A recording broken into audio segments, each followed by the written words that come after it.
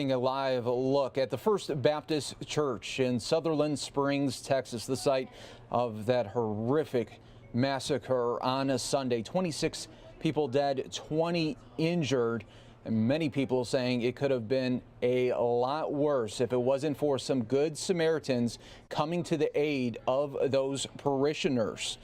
So what are some of the gun laws for good Samaritans? If they see a situation happen, what can they do? That's why I talked today with David Lear, Director of Training for Caswells and C2 Tactical, to kind of describe some of those laws for Good Samaritans as well right here in Arizona. Revised statutes, Title 13 is the criminal code. So if you want to find out what's legal, what's not, you can go straight to 13. Chapter 4 deals with justification of use of force. And so there's quite a bit of different stuff that we have here in Arizona, and the terminology is very loose. So you have to understand that the law is very black and white, and the reason why they make that language very loose is because they want to allow a little bit of color. Okay, because every circumstance is going to be unique and different given the climate and the day of the week, etc. So 404 is the use of self-defense, 405 has to do with deadly physical force, and then 406 has to deal with third-party defense. If we combine those, they basically state that a person is justified in threatening to use or using physical force or deadly physical force immediately necessary to stop or prevent grave, serious risk of bodily harm or death. Now, again, that's open to interpretation for what's reasonable. Okay, so a reasonable amount of force. So if you're pushing and shoving me, then, I'm not justified in shooting you. I would just push and shove you away. But if I was a, 6-year-old girl and you're pushing and shoving me, well, I'm at a much greater risk for grave bodily harm, injury. Yes. At that point. So all that gets looked at whenever we're looking at justification. Does that make sense? Yes, yes. Okay, cool. And then where, for this particular situation, this would be justified, right? I mean, he saw a situation that was... So that's a really interesting point. You would think that a reasonable person can see the situation going on and immediately identify that this shouldn't be taking place. Okay, so what did he see? When did he see it? How did he know? So if he actually saw this person shooting innocent people and trying to make a getaway as he's doing it, then yes, we could, of course, take whatever appropriate action is necessary.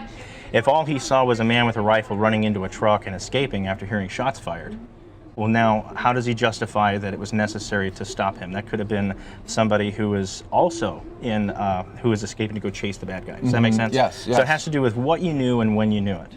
Okay, does that paint kind of a clear picture? Yep. Now, I said earlier, too, on the live deal there that here in Arizona, we have a very tight-knit city area, so we're always telling you, don't give chase, because this person's going to hop on a road, he's going to hop on a freeway, and he's going to be driving at high rates of speed, and if you're chasing him, you're probably only going to increase the chances of him causing more grave bodily harm, injury, or death, because if he causes an accident, blows through red lights, things like that. We want you to stay put. You are no longer at risk for death or grave bodily harm. He's already fled, and let the police do their job. So it has to be immediate, it has to be happening right now, and if at all possible, you want to avoid it altogether. So if I saw somebody carrying a rifle into a store and I saw an opportunity to get myself and my family out of there, I would do it. Yeah, and I mean, that must be still so hard, too, if you do see a situation, you hear the gunshots, and then you see somebody running out. But that's a good point, though. You don't know. Maybe he's somebody that's chasing the bad guy as well. Correct. It could be somebody searching for a bad guy who thought they ran into the store that you're in. So there's a lot that you have to figure out very quickly. Now, most people who carry CCW permits and their firearms, etc., you're not really traveling alone. A pistol is used for personal protection. Okay, so that means a tool of last resort. It's the bottom one in the toolbox. There's a whole lot of other things you should go through first. You should always avoid a fight if you can, call 911 and be a good witness, and you have to move through those stages depending on the gravity of the circumstances. But also know that when you choose to carry a firearm for self-defense, that if anything happens to you, you're no longer capable of protecting your wife and your kids that may be with you. So your first goal should be to secure them and make sure that they're safe before you ever do anything else. Okay. Does that make sense? Yeah, that does. And looking forward now, what do you think is going to come from this case here?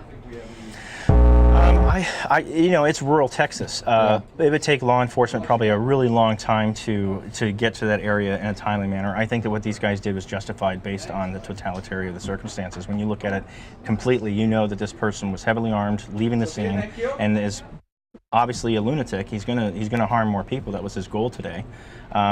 And so I think that Texas is going to stand behind these individuals, not just the citizens, but law enforcement as well. And that is so important. We have to stand behind our law enforcement and decisions that they make. We have to stand behind our citizens who are faced with that challenge and those split-second decisions whenever and wherever possible. And everyone's capable of getting it wrong. It only takes a split second to do the wrong thing. That's why true. Training and education and practice in real stressful situations is what helps improve your judgment making. And David, what do you think about these situations that soon after a tragedy like this, they start talking about gun laws when really doesn't seem like anything could have been prevented on something like this? Well, no. You can't get into the mind of a crazy person. So we don't know all the circumstances. But we know a lot of facts about the Las Vegas shooter. Here's somebody who clearly was mentally deranged, but he was a multimillionaire. Mm-hmm. So he had complete access, clean background. So there was nothing there that could prevent that. The South Carolina shooter actually had a felony, should not have gotten his firearm. He passed the federal background check because they dropped the ball. So the black and white laws that are already in the books, there's so many of them, not just federal laws, but state laws. And I travel around a lot, so I have to know the laws of the states that I'm traveling to before I go there to make sure that I'm carrying it properly, that it's loaded properly, that it's the right one. Yes. So it's really difficult not to break the law with a firearm. There's so many laws. So creating more laws hasn't stopped criminals. There's 5,000 homicides a year from firearm deaths, which is way less than automobiles or anything else. And if you look at the 5 major metropolitan cities with the strictest gun control laws, like Chicago, Detroit, and so on, they have the strictest gun laws and they have the highest murder capita by firearm deaths. Chicago alone's got 500 going on every single year. So that's a huge majority. Whereas in Georgia, where you have really loose gun laws, they only had 1 homicide by firearm in 2016, which is amazing. Mm-hmm. Yeah, so it goes to show you that when the bad guys want something, they'll get the gun anyway. I mean, it's not like... Absolutely. Yeah. I mean, you look at Australia where they've completely banned and outlawed firearms. They're building them in garages, making their own ammunition. So, I mean, there's nothing to stop bad guys from getting firearms, and that's really, really tragic. So what we really need to do is educate the public on how firearms work, how they're used. Even if you don't like guns, you want to know when's your opportunity to run, when's your opportunity to hide, mm-hmm. when's your opportunity to fight. Because if I understand how firearms work, even if I don't want to have a gun or carry a gun or I can't because of work, I want to know those things. I want to learn first aid CPR. Look at all the lives that were saved because people took education in first aid CPR at the Las Vegas shoot. Yes. Had those people not been there immediately to respond and take care of things, the situation would be completely different.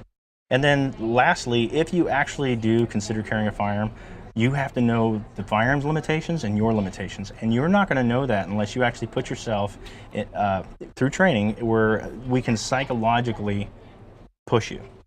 Okay? Because mm-hmm. shooting paper is completely different from facing this same kind of decision-making process. Let us put you in the simulator, put you under that stressful conditions as close to it as possible. Because nothing is as real as the real thing. Yes. But you want to see what kind of decision making you're capable of making, and that's a great place to make mistakes and learn from them, because you get to go home, without the repercussions. Because you don't want to do it for the first time for real and make a mistake and live with the consequences the rest of your life. That's very true. Well, David Laird, thank you so much for coming on and talking about this very complicated issue, but a very important one. Oh, absolutely. So thank you very much. Thank you. To make mistakes.